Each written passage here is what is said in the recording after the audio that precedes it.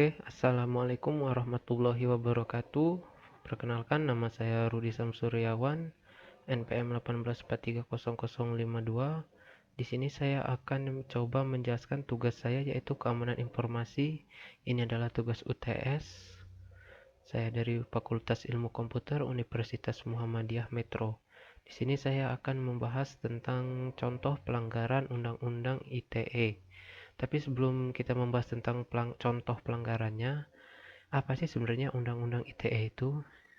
Jadi pengertian UU ITE itu adalah Undang-Undang Informasi Transaksi Elektronik, merupakan undang-undang yang mengatur tentang informasi elektronik dan transaksi elektronik.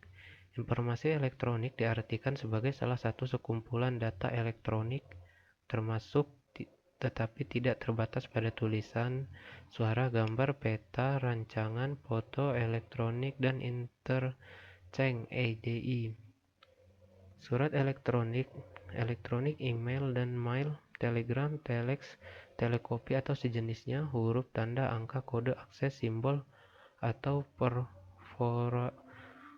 perforasi yang telah diolah yang memiliki arti atau dapat dipahami oleh orang yang mampu memahaminya. Sedangkan transaksi elektronik adalah perbuatan hukum yang dilakukan dengan menggunakan komputer, jaringan komputer, atau media elektronik lainnya.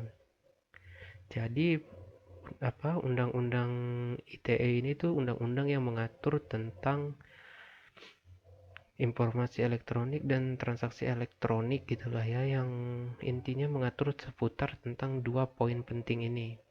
Oke, selanjutnya apa sih isi dari UU ITE ini?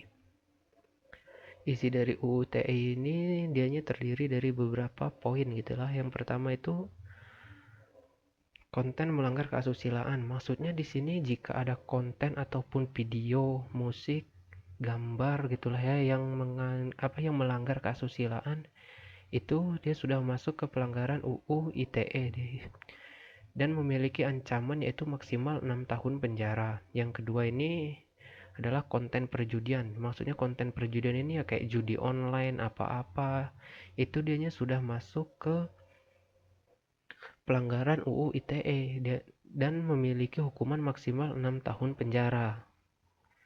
Terus yang ketiga itu membuat penghinaan, pencemaran nama baik dengan ancaman maksimal 4 tahun penjara. Maksudnya ini adalah kayak contoh kasus nih lah ya, kita di media sosial atau di mana kita menghina ataupun memfitnah seseorang, itu sebenarnya kalau kita lakukan di media sosial, dia sudah masuk ke pelanggaran UU ITE. Terus yang keempat, konten pemerasan atau pengancaman.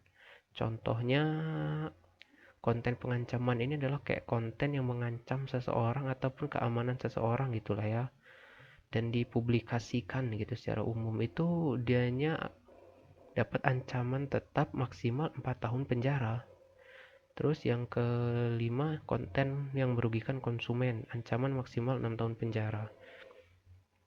Maksudnya konten yang merugikan konsumen ini adalah kayak konten yang menyudutkan seseorang gitu. Entah kayak contohnya gitulah ya. Kayak kita beli sesuatu online terus kita dapat kayak hujatan atau gimana, dianya udah masuk ke pelanggaran UU ITE. Terakhir ini yang paling bahaya sih kalau menurut saya ya, yaitu konten yang menyebabkan permusuhan atau isu sara. Ancaman maksimal 6 tahun penjara. Contohnya sih, apa sih yang dimaksud dengan isu sara itu adalah, yang dimaksud dengan isu sara. Jadi isu sara itu kalau saya simpulkan sendiri sih, suatu informasi yang belum tentu kebenarannya gitulah ya. Oleh karena itu sih kita harus pintar-pintar dalam menelaah ataupun mengetahui informasi gitu, karena ini bisa berdampak panjang ataupun bisa berdampak buruk bagi seseorang ataupun sekelompok orang gitu lah ya. Oke, kita langsung masuk ke contohnya ya. Contoh yang pertama ini dialami oleh Buniyani.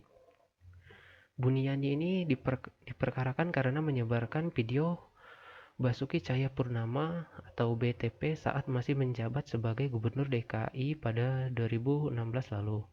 Video berisi pidato BTP yang menggunakan salah satu ayat surat Al-Maidah itu diduga diedit oleh Buniyani sehingga memiliki makna berbeda. Buniani membantah melakukannya. Perbuatan Buniani ini dinilai memenuhi unsur Pasal 32 ayat 1, Pasal 28 ayat 2 UU ITE.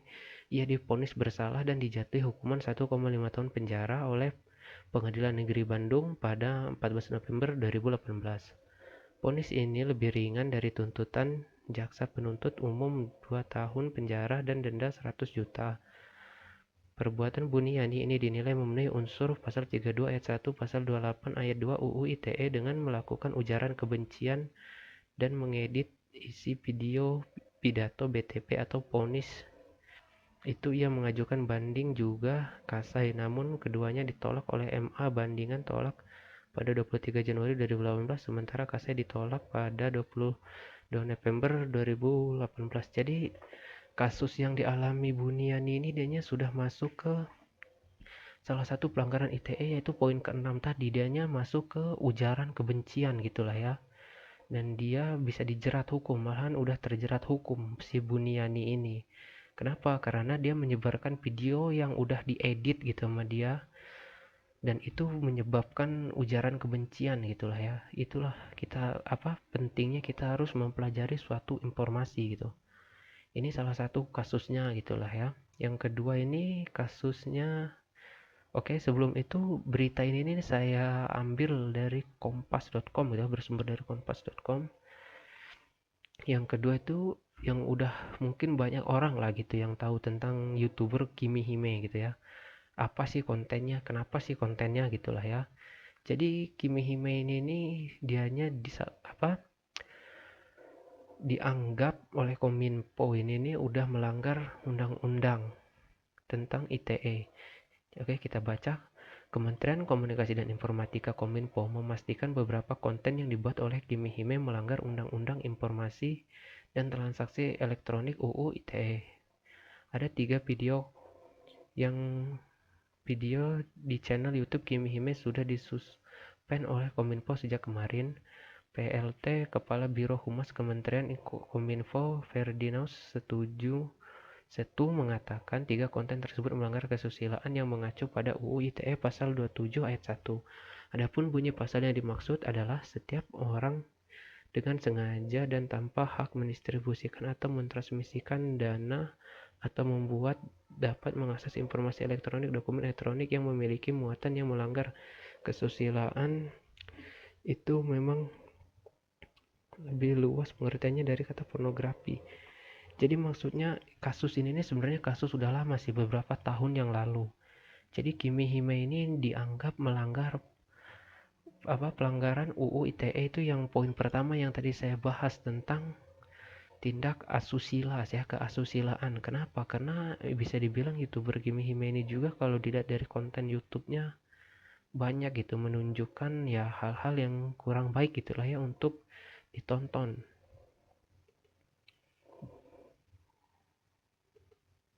Terus yang ketiga ini dianya ini Berita Mulyasari. Siapa sih Berita Mulyasari ini? Dia ini adalah kalau nggak salah itu seorang ibu rumah tangga sih ya. Dia ini menjadi sosok pertama yang dikenal publik terjerat UU ITE. Vita merupakan seorang ibu 2 anak asal Tangerang. Ia menuliskan surat elektronik tentang ketidakpuasannya saat menjalani pelayanan kesehatan di RS Omni Internasional. Tulisan tersebar luas di internet dan milis ke milis atas kejadian itu. Pihak rumah sakit merasa dicemarkan. Jadi ini udah masuk ke salah satu poin tadi itu yang pencemaran gitulah ya, nama baiknya, hingga melaporkan ke pihak kepolisian. Pihak RS melayangkan 2 gugatan pidana dan perdata kepada Prita pada September 2008. Prita pun sempat dijatuhi vonis hukuman 6 bulan penjara dengan denda lebih dari 204 juta oleh Pengadilan Negeri Tangerang dan Pengadilan Tinggi Banten. Prita divonis melanggar pasal 45 1 Jo pasal 273 UU nomor 11 tahun 2008 tentang informasi dan transaksi elektronik UU ITE, pasal 310 ayat 2 KUHP atau pasal 311 ayat 1 KUHP. Setelah menempuh jalan panjang hingga peninjauan kembali PK Mahkamah Agung, akhirnya pada 17 September 2012 Pita dinyatakan tidak bersalah dan tidak terbukti melakukan pencemaran nama baik yang dituduhkan. Dengan putusan ini divonis yang dijatuhkan oleh Pengadilan Negeri Tangerang dan Pengadilan Tinggi Banten gitu gugur. Jadi di sini akan sedikit saya jelaskan sih ya. Pita ini sosok pertama yang terjerat UU ITE karena dianggap gitu lah, masih anggapan dia ini mencemarkan nama baik dari rumah sakit, karena pencemaran nama baik pencemaran nama baik kepada suatu lembaga, itu bisa lembaga rumah sakit gitulah ya, karena dia ini tidak puas gitu terhadap pelayanan yang dilakukan oleh rumah sakit tersebut.